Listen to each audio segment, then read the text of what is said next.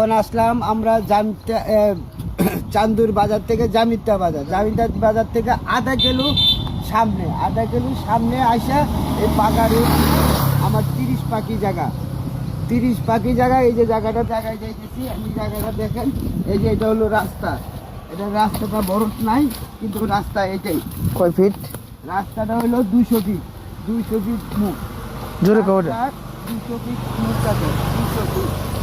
আপনার 5% 1,30,000 করে 5% জায়গা 1,30,000 করে মেন রোড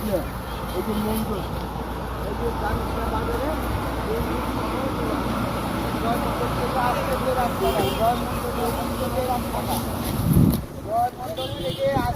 রাস্তাটা